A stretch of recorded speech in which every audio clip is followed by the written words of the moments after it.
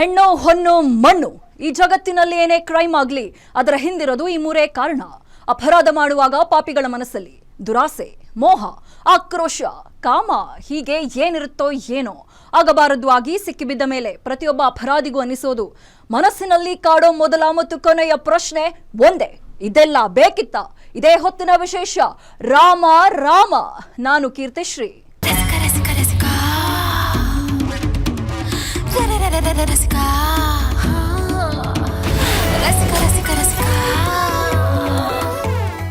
DGP Ramachandra ರಾವ್ಗೆ ಸೇರಿದ್ದು ಅಂತ ಹೇಳಲಾದ ರಾಸಲೀಲೆ ವಿಡಿಯೋಗಳು ಭಾರಿ ಹಲ್ಚಲ್ ಎಬ್ಬಿಸಿವೆ. ಇದು ಪೊಲೀಸ್ ಇಲಾಖೆಗೆ ಭಾರಿ ಮುಜುಗರ ತರಿಸಿದೆ. ಸಮವಸ್ತ್ರದಲ್ಲೇ ಮಹಿಳೆಯರ ಜೊತೆ ಸರಸ ಸಲ್ಲಾಪ ಮಾಡಿದ್ದು, ಕಚೇರಿಯಲ್ಲೇ ಹಗ್ಗಿಂಗ್ ಕಿಸ್ಸಿಂಗ್ ಮಾಡಿರುವುದು ದೊಡ್ಡ ವಿವಾದ ಸೃಷ್ಟಿಸಿದೆ. ಸದ್ಯಕ್ಕೆ ವಿವಾದಿತ ಅಧಿಕಾರಿಗೆ ಅಮಾನತು ಶಿಕ್ಷೆ ವಿಧಿಸಲಾಗಿದ್ದು ರಾಜ್ಯ ಸರ್ಕಾರ ತನಿಖೆಗೆ ಆದೇಶಿಸಿದೆ. ಏನಿದು ರಾಸಲೀಲೆ ಪುರಾಣ ಅಂತ ನೀವೇ ನೋಡಿ.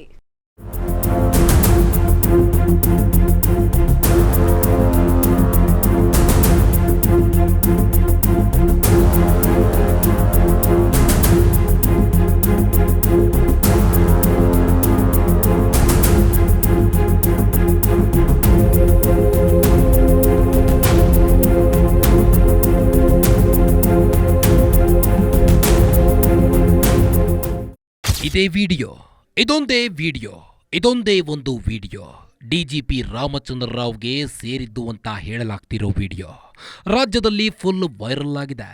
IPS ಅಧಿಕಾರಿಗೆ ಸೇರಿದ ವಿಡಿಯೋ ಅನ್ನೋದು ಬಯಲಾಗ್ತಿದ್ದಂತೆ ರಾಜ್ಯ ಪೊಲೀಸ್ ಇಲಾಖೆಯ ಮಾನ ಹಾದಿ ಬೀದಿಯಲ್ಲಿ ಹರಾಜಾಗಿದೆ. ಇಡೀ ದೇಶದಲ್ಲೇ ಕರ್ನಾಟಕ ಪೊಲೀಸರು ಅಂದ್ರೆ ವಿಶೇಷ ಗೌರವ ಇತ್ತು, ಅದು ಈಗ ಮಣ್ಣು ಪಾಲಾಗಿದೆ.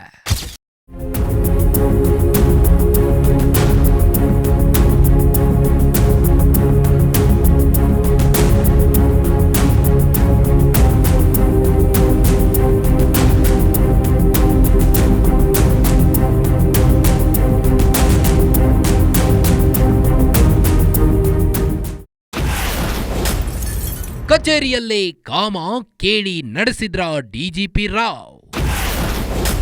ಸಮವಸ್ತ್ರದಲ್ಲಿಯೇ ಮಹಿಳೆಯರ ಜೊತೆ ಕೂಚ್ ಕೂಚ್.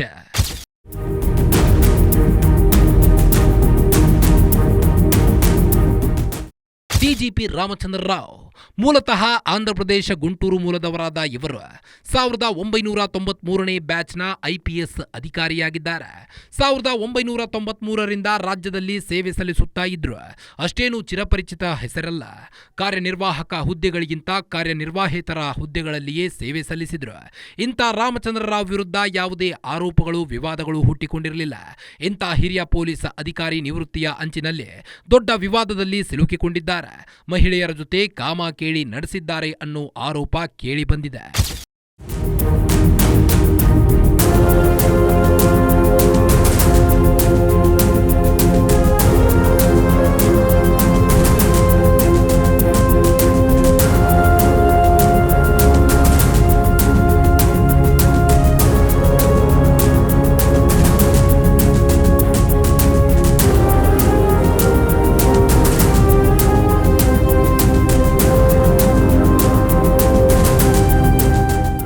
ಸುಮಾರು 8 ವರ್ಷಗಳ ಹಿಂದೆ ರಾಮಚಂದ್ರ ರಾವ್ ಬೆಳಗಾವಿ ವಲಯದ IGPಯಾಗಿದ್ರು.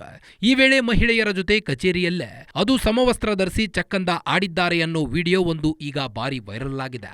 ಒಬ್ಬರಲ್ಲ, ಇಬ್ಬರಲ್ಲ, 3 ಮಹಿಳೆಯರ ಜೊತೆ ಚಕ್ಕಂದ ಆಡಿದ್ದಾರೆ ಅನ್ನೋ ವಿಡಿಯೋ ಹೊರಬರೋ ಮೂಲಕ ಭಾರಿ ವಿವಾದಕ್ಕೆ ಕಾರಣರಾಗಿದ್ದಾರೆ. ಇದರಿಂದಾಗಿ ಇಡೀ ಪೊಲೀಸ್ ಇಲಾಖೆಗೆ ಮುಜುಗರ ತಂದಿದ್ದಾರೆ. ಈ ಕುರಿತು ಸಾಮಾಜಿಕ ಕಾರ್ಯಕರ್ತ ದಿನೇಶ್ ಕಲ್ಲಹಳ್ಳಿ ಸರ್ಕಾರದ ಮುಖ್ಯ ಕಾರ್ಯದರ್ಶಿಗಳಿಗೆ ದೂರು ನೀಡಿ ಕ್ರಮ ಕೈಗೊಳ್ಳಲು ಆಗ್ರಹಿಸಿದ್ದಾರೆ. ರಾಜ್ಯ ಸರ್ಕಾರದ ಅಧೀನದಲ್ಲಿ ಕರ್ತವ್ಯ ನಿರ್ವಹಿಸುತ್ತಿರುವಂಥ ADGP ಆದಂಥ ಶ್ರೀ ರಾಮಚಂದ್ರ ರಾವ್ ಅವರು ನಡೆಸಿರುವಂಥ ರಾಸಲೀಲೆ ಮತ್ತು ಅಶ್ಲೀಲ ಚಿತ್ರಗಳುಳ್ಳ ವಿಡಿಯೋ ಸಾಮಾಜಿಕ ಜಾಲತಾಣದಲ್ಲಿ ಮತ್ತು ದೃಶ್ಯ ಮಾಧ್ಯಮಗಳಲ್ಲಿ ಹರಿದಾಡ್ತಾ ಇದೆ. ಇದು ರಾಜ್ಯ ಸರ್ಕಾರಕ್ಕೆ ನಾಚಿಕೆಗೇಡಿನ ಸಂಗತಿ. ಈ ಕೂಡಲೇ ರಾಜ್ಯ ಸರ್ಕಾರ ಸನ್ಮಾನ್ಯ ಶ್ರೀ ADGP ರಾಮಚಂದ್ರ ರಾವ್ನು ಹುದ್ದೆಯಿಂದ ಈ ಕೂಡಲೇ ಅಮಾನತುಗೊಳಿಸಬೇಕು. ಇಡೀ ಪ್ರಕರಣದ ಬಗ್ಗೆ ಉನ್ನತ ಮಟ್ಟದ ತನಿಖೆಗೆ ವಹಿಸಬೇಕು. ಗೃಹ ಇಲಾಖೆ ಇವತ್ತು ರಾಜ್ಯದಲ್ಲಿ ಮತ್ತು ರಾಷ್ಟ್ರೀಯ ಮಟ್ಟದಲ್ಲಿ ಒಳ್ಳೆಯ ಹೆಸರಿರುವಂಥ ಪೊಲೀಸ್ ಇಲಾಖೆಯಾಗಿರುತ್ತೆ. ಇಂಥ ಅಧಿಕಾರಿಗಳಿಂದ ರಾಜ್ಯದ ಗೃಹ ಇಲಾಖೆಯ ಮಾನ ಬೀದಿಲಿ ಹರಾಜಾಗ್ತಾ ಇದೆ.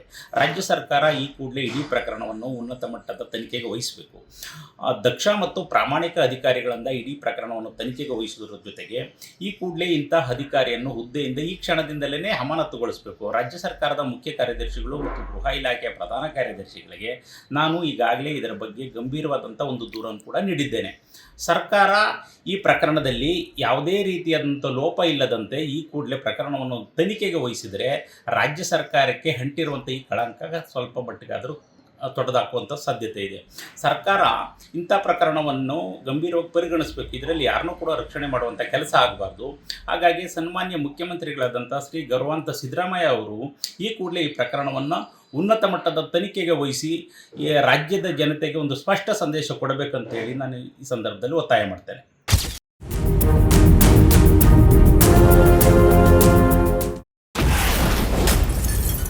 ಎಐ ಫ್ಯಾಬ್ರಿಕೇಟೆಡ್ ವಿಡಿಯೋ ಎಂದ ಡಿಜಿಪಿ ರಾವ್.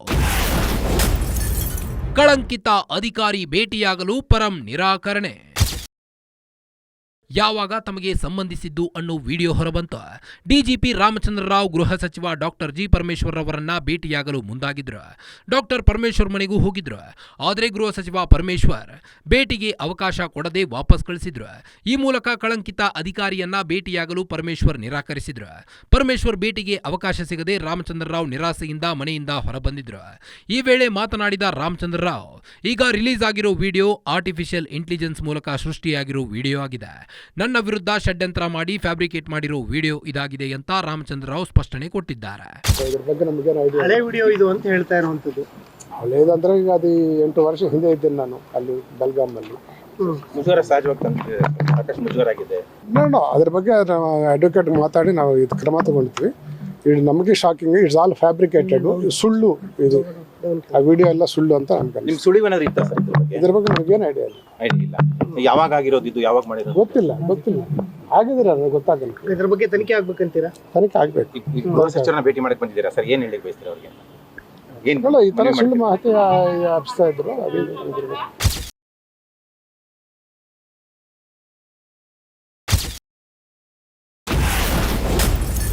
ರಾಮಚಂದ್ರ ರಾವ್ ಅಮಾನತು ಮಾಡಿದ ರಾಜ್ಯ ಸರ್ಕಾರ. ಯಾರೇ ತಪ್ಪು ಮಾಡಿದ್ರೂ ಬಿಡಲ್ಲ ಎಂದ ಸಚಿವ ಪರಮೇಶ್ವರ್. ಡಿಜಿಪಿ ರಾಮಚಂದ್ರ ರಾವ್ಗೆ ಸೇರಿದ್ದು ಅಂತ ಹೇಳಲಾದ ರಾಸಲೀಲೆ ವಿಡಿಯೋ ಬಯಲಾದ ಬಳಿಕ ಪೊಲೀಸ್ ಇಲಾಖೆಗೆ ದೊಡ್ಡ ಕಳಂಕ ಮೆತ್ತಿಕೊಂಡಿತ್ತು. ಇಡೀ ದೇಶದಲ್ಲೇ ಕರ್ನಾಟಕ ಪೊಲೀಸರ ಮಾನ ಮರ್ಯಾದೆ 3 ಕಾಸಿಗೆ ಹರಾಜಾಗಿತ್ತು.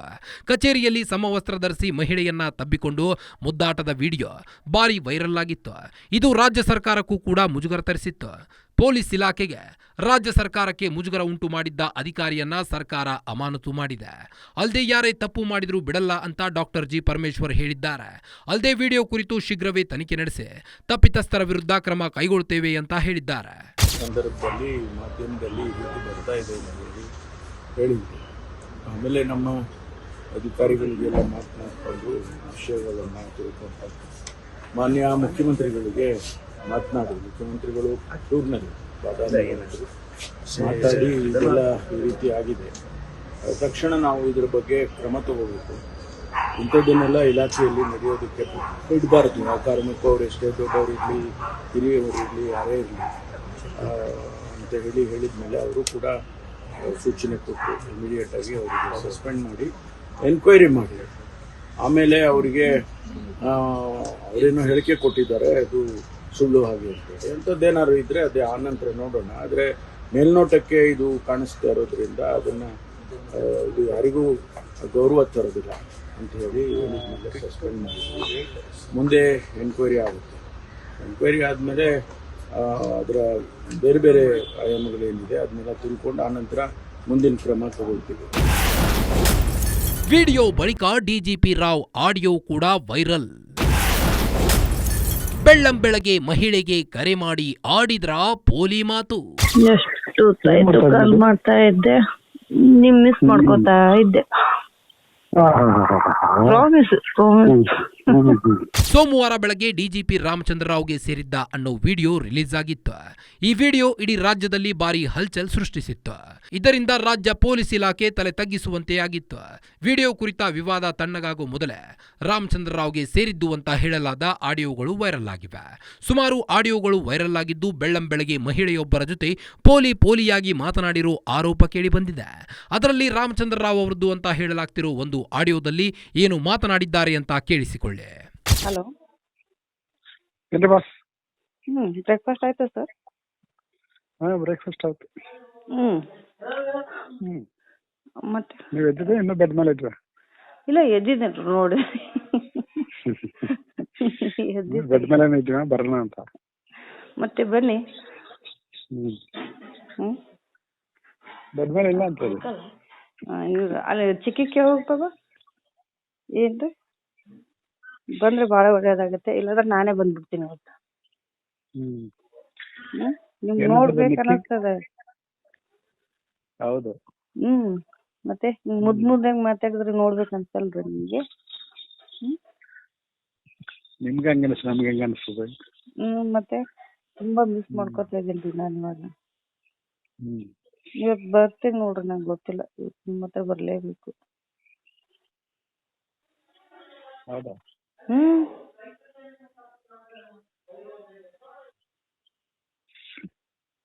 ಬರ್ಬೇಕು ಅನಿಸ್ತಾ ಇದೆ. ಏನ್ ಮಾಡ್ಲಿ ಅವ್ರು?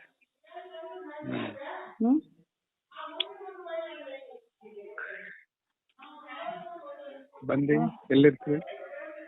ಬಂದು ಆಫೀಸಲ್ಲಿ ನಿಮ್ಗೆ ಗಟ್ಟಿಗೆ ಹಾಕೊಂಡು ಕೀಸ್ ಕೊಟ್ಟು ಅಂದ್ರೆ ಬೇಗನೆ ಬರ್ಬೇಕಾಗ. ಬೇಗ ಬರ್ಲಾ? ಹೋಟ್ಲ್ ಬುಕ್ ಮಾಡ್ಲಾ? ಯಾವುದು? ಅಲ್ಲಿ ಯಾರಾದ್ರೂ ನೋಡಿದ್ರೆ ಭಯ ಆಗುತ್ತೆ ಅಂತ. ಇಲ್ಲ, ರೂಮಲ್ಲಿ ನಾವು ಇರ್ತೀವಿ. ಮಾಡ್ತೀರಾ? ನಾನು ಬರ್ತೀನಿ, ಹೋಗ್ತೀನಿ. ಹ್ಮ್. ಒಬ್ಬರೇ ಬರ್ತೀರಾ ಹಿಂಗೆ? ಕರ್ಕೊಂಡು ಹೋಗ್ತೇನೆ ಅಂದಾಳೆ ಕಾಜೂನ್ಗೆ. ಸಿನಿಮಾಗೆ ಎಲ್ಲಾದ್ರೂ ಕರ್ಕೊಂಡು ಹೋಗ್ತೇನೆ ಅಂದಾಳ್ರಿ ಅವನಿಗೆ. ನಾನಷ್ಟೇ ನಿಮ್ಮ ಹತ್ರ ಒಬ್ಬರೇ ಬರ್ತೀನಿ. ನಿಕ್ಕು ಹೋಗಿ. ಪ್ಲಾನ್ ಮಾಡಿದ್ರೆ ಮಾಡು. ಕನ್ಫರ್ಮ್ ಮಾಡಿದ್ರೆ ನಾನು ಬುಕ್ ಮಾಡ್ತೀನಿ. ನೀವು ಹೇಳ್ದಂಗೆ, ನೀವು ಹೆಂಗೆ ಹೇಳ್ತೀರ ಹಂಗೆ ಕನ್ಫರ್ಮ್.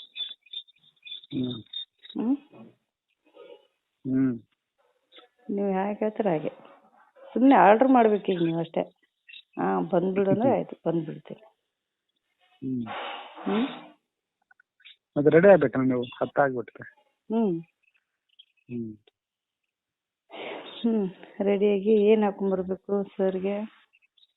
ಸಾರಿನಾ, ಡ್ರೆಸ್? ಯಾವ್ದಾದ್ರು ಹಾಕೊಂಡು ಬನ್ನಿ. ರೂಮಲ್ಲಿ ಇರ್ತಾನ, ನಮ್ಮ ಹತ್ರ ಆಫೀಸ್ಗೆ ಬರಲ್ಲ.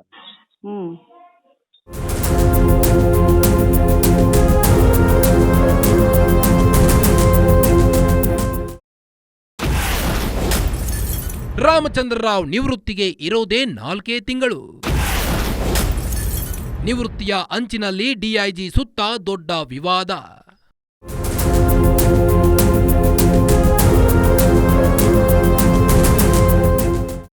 1993ನೇ ಬ್ಯಾಚ್ನ IPS ಅಧಿಕಾರಿಯಾಗಿರೋ ರಾಮಚಂದ್ರ ರಾವ್ ಈ ವರ್ಷದ ಮೇ 31ರಂದು ನಿವೃತ್ತಿಯಾಗಬೇಕಿತ್ತು. ಕೇವಲ 4 ತಿಂಗಳು ಕಳೆದಿದ್ರೆ ರಿಟೈರ್ಡ್ ಆಗ್ತಿದ್ರು. ರಾಮಚಂದ್ರ ರಾವ್ ನಿವೃತ್ತಿಯ ಅಂಚಿನಲ್ಲಿ ಡಿಜಿಪಿ ಸುತ್ತ ದೊಡ್ಡ ವಿವಾದ ಸೃಷ್ಟಿಯಾಗಿದೆ. ಇದರಿಂದ ಡಿಜಿಪಿ ರಾಮಚಂದ್ರ ರಾವ್ರನ್ನ ಸರ್ಕಾರ ಸೇವೆಯಿಂದ ವಜಾ ಮಾಡುತ್ತಾ ಅನ್ನೋ ಪ್ರಶ್ನೆ ಈಗ ಎದ್ದಿದೆ. ಈಗಾಗಲೇ ಅವರನ್ನ ಸೇವೆಯಿಂದ ಅಮಾನತು ಮಾಡಲಾಗಿದೆ. ಆದರೆ ಅವರನ್ನ ಸೇವೆಯಿಂದ ವಜಾ ಮಾಡಬೇಕು ಅನ್ನೋ ಒತ್ತಡ ಹೆಚ್ಚಿದೆ. ಒಂದು ವೇಳೆ ಹಾಗೇನಾದ್ರೂ ಆದ್ರೆ ರಾಮಚಂದ್ರ ರಾವ್ಗೆ ನಿವೃತ್ತಿಯ ಬಳಿಕ ಸಿಗೋ ಯಾವ ಸವಲತ್ತುಗಳು ಕೂಡ ಸಿಗಲ್ಲ. ಹೀಗಾಗಿ ಸರ್ಕಾರ ಡಿಜಿ ರಾಮಚಂದ್ರ ರಾವ್ ವಿರುದ್ಧ ಸರ್ಕಾರ ಯಾವ ಕ್ರಮ ಕೈಗೊಳ್ಳುತ್ತೆ ಅನ್ನೋದು ತೀವ್ರ ಕುತೂಹಲ ಮೂಡಿಸಿದೆ.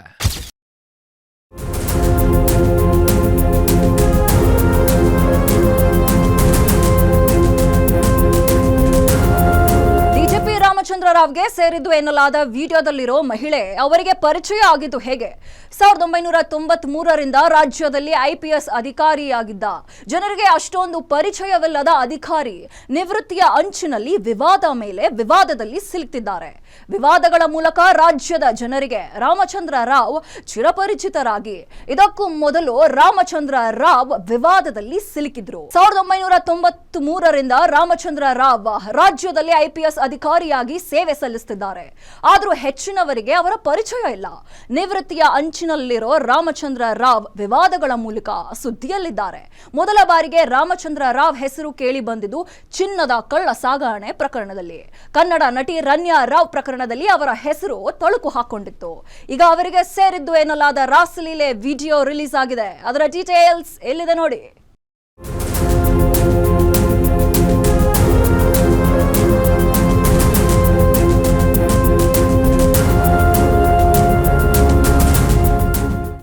ಸಾವಿರದ 1993ನೇ ಬ್ಯಾಚ್ನ IPS ಅಧಿಕಾರಿಯಾಗಿರೋ ರಾಮಚಂದ್ರ ರಾವ್ ಅವರು ಎಕ್ಸಿಕ್ಯೂಟಿವ್ ಹುದ್ದೆಗಳಲ್ಲಿ ಹೆಚ್ಚಿನ ಅವಧಿಗೆ ಸೇವೆ ಸಲ್ಲಿಸಿದ್ದಾರೆ.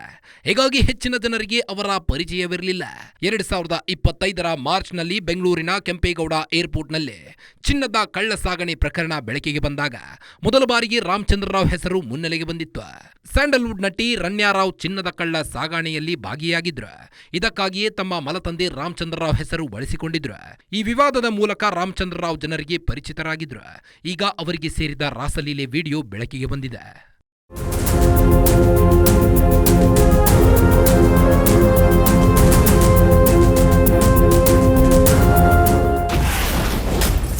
ದೂರು ನೀಡಲು ಬಂದಿದ್ದವರನ್ನೇ ಬಲೆಗೆ ಬೀಳಿಸಿದ್ರ DGP. ಮಹಿಳೆಯ ಅಸಹಾಯಕತೆಯನ್ನ ಬಳಸಿಕೊಂಡ್ರ ರಾವ್.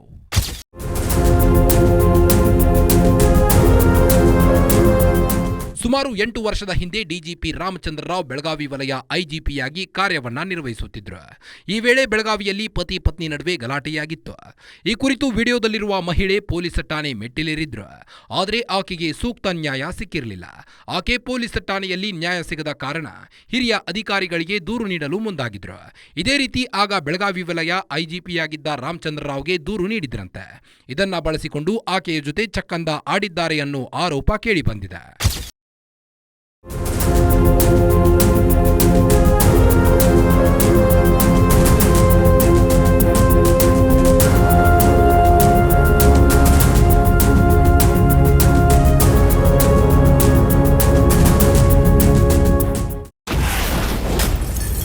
ರಾಮಚಂದ್ರ ರಾವ್ ಕೇಸ್ ವರದಿ ಸಲ್ಲಿಕೆಗೆ ಆದೇಶ.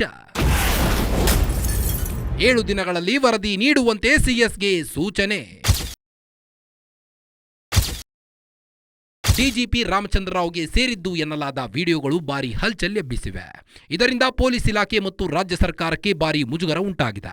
ಪೊಲೀಸ್ ಇಲಾಖೆಯ ಮಾನ ಮರ್ಯಾದೆ ಹಾದಿ ಬೀದಿಯಲ್ಲಿ ಹರಾಜಾಗಿದೆ. ಹೀಗಾಗಿ ತಕ್ಷಣವೇ ಜಾರಿಗೆ ಬರುವಂತೆ ಅವರನ್ನ ಅಮಾನತು ಮಾಡಲಾಗಿದೆ. ರಾಜ್ಯ ಸರ್ಕಾರಕ್ಕೆ ಪ್ರಕರಣದಿಂದ ಕೆಟ್ಟ ಹೆಸರು ಬಂದಿದೆ. ಹೀಗಾಗಿ ರಾಮಚಂದ್ರ ರಾವ್ ಪ್ರಕರಣದಲ್ಲಿ ವರದಿ ಸಲ್ಲಿಕೆಗೆ ಆದೇಶ ಮಾಡಲಾಗಿದೆ. ಅಲ್ಲದೆ 7 ದಿನಗಳಲ್ಲಿ ಪ್ರಕರಣದ ಸಂಪೂರ್ಣ ತನಿಖೆ ನಡೆಸಿ ವರದಿ ನೀಡುವಂತೆ ಸರ್ಕಾರದ ಮುಖ್ಯ ಕಾರ್ಯದರ್ಶಿ IGPಗೆ ಸೂಚನೆ ನೀಡಲಾಗಿದೆ.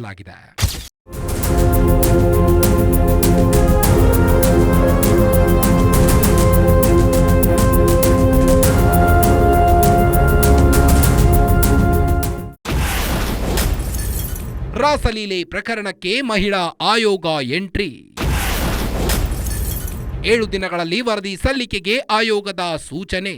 DGP ರಾಮಚಂದ್ರ ರಾವ್ ಪ್ರಕರಣಕ್ಕೆ ಮಹಿಳಾ ಆಯೋಗ ಎಂಟ್ರಿ ಕೊಟ್ಟಿದೆ. ಮಾಧ್ಯಮಗಳಲ್ಲಿ DGP ವಿಡಿಯೋಗಳು ಪ್ರಸಾರವಾದ ಬಳಿಕ ಕೆಲವು ಮಹಿಳಾ ಪರ ಸಂಘಟನೆಗಳು ಆಯೋಗಕ್ಕೆ ಪತ್ರ ಬರೆದು ಕ್ರಮ ಕೈಗೊಳ್ಳುವಂತೆ ಆಗ್ರಹಿಸಿದರು.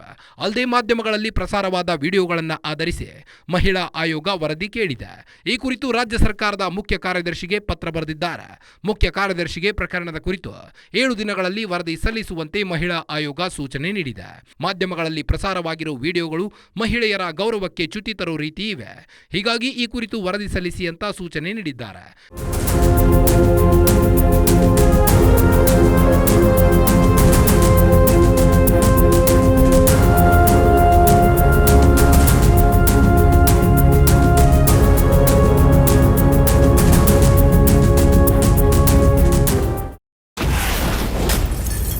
ನಿವೃತ್ತ ನಿವೃತ್ತಿಯ ಅಂಚಿನಲ್ಲಿ ವಿವಾದಕ್ಕೆ ಸಿಲುಕಿದ ಡಿಜಿಪಿ. 2025ರಲ್ಲಿ ಚಿನ್ನ ಕಳ್ಳ ಸಾಗಣೆ ಪ್ರಕರಣದಲ್ಲಿ ಹೆಸರು.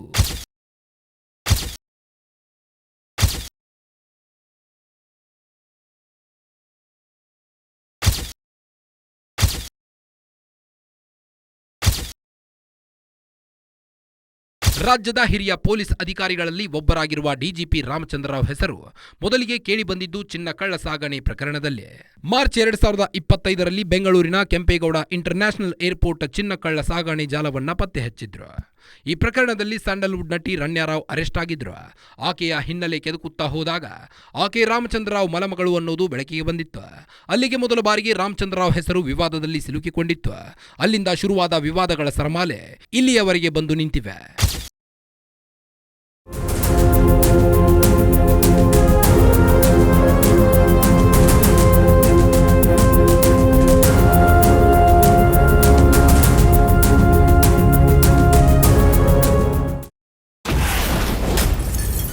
ರಾಮಚಂದ್ರ ರಾವ್ ಹೆಸರು ಬಳಸಿ ಕಳ್ಳ ಚಿನ್ನ ಸಾಗಣೆ. ರಾಸಲೀಲೆ ಬಯಲಾಗುತ್ತಿದ್ದಂತೆ ವಿಚಾರಣೆಗೆ ನೋಟಿಸ್.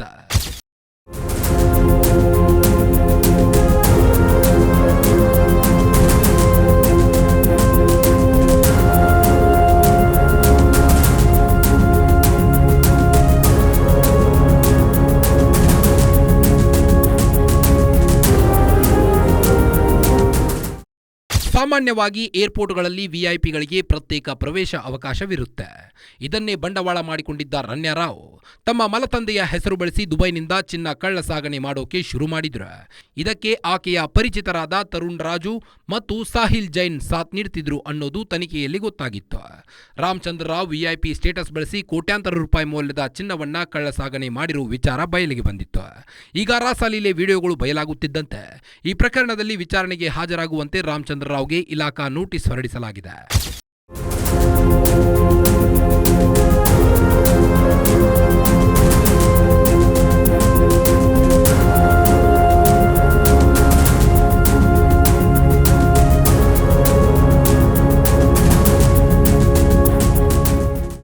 ಪೊಲೀಸ್ ಇಲಾಖೆ ಎಂದರೆ ಶಿಸ್ತಿಗೆ ಇನ್ನೊಂದು ಹೆಸರು.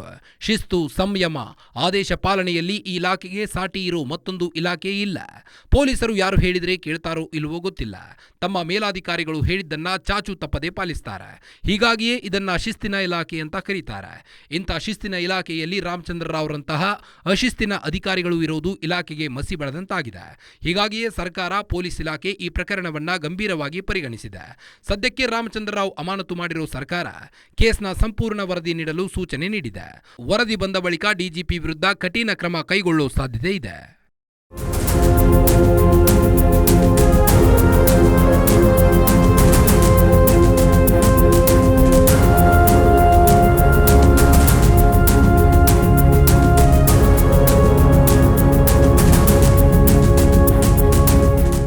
ಒಟ್ನಲ್ಲಿ ಸುಮಾರು 30 ವರ್ಷಕ್ಕೂ ಹೆಚ್ಚು ಕಾಲ ರಾಜ್ಯದಲ್ಲಿ ಐಪಿಎಸ್ ಅಧಿಕಾರಿಯಾಗಿದ್ದ ರಾಮಚಂದ್ರ ರಾವ್ಗೆ ನಿವೃತ್ತಿಯ ಅಂಚಿನಲ್ಲಿ ವಿವಾದದ ಮೇಲೆ ವಿವಾದ ಸುತ್ತಕೊಳ್ತಿದೆ. ಬೇಡದ ವಿವಾದಗಳಲ್ಲಿ ಸಿಲುಕಿ ರಾಮಚಂದ್ರ ರಾವ್ ಜನರಿಗೆ ಪರಿಚಯರಾಗ್ತಿದ್ದಾರೆ. ಸದ್ಯಕ್ಕೆ ಸರ್ಕಾರ ಕಳಂಕಿತ ಅಧಿಕಾರಿಯನ್ನ ಸೇವೆಯಿಂದ ಅಮಾನತು ಮಾಡಿದೆ. ಅವರಿಗೆ ಸೇರಿದ್ದು ಎನ್ನಲಾದ ರಾಸಲೀಲೆ ವಿಡಿಯೋ ಕುರಿತು ತನಿಖೆಗೆ ಆದೇಶಿಸಿದೆ. ಹೀಗಾಗಿ ಮುಂದಿನ ದಿನಗಳಲ್ಲಿ ಇನ್ನು ಏನೇನಾಗುತ್ತೋ ಅನ್ನೋದನ್ನ ಕುತೂಹಲ ಮೂಡಿಸಿದೆ. ಇದಾಗಿತ್ತು ಈ ಹೊತ್ತಿನ ವಿಶೇಷ. ನೋಡ್ತಾ ಇರಿ ಇದು ಗ್ಯಾರಂಟಿ ನ್ಯೂಸ್, ಸುದ್ದಿ ಖಚಿತ, ನ್ಯಾಯ ನಿಶ್ಚಿತ.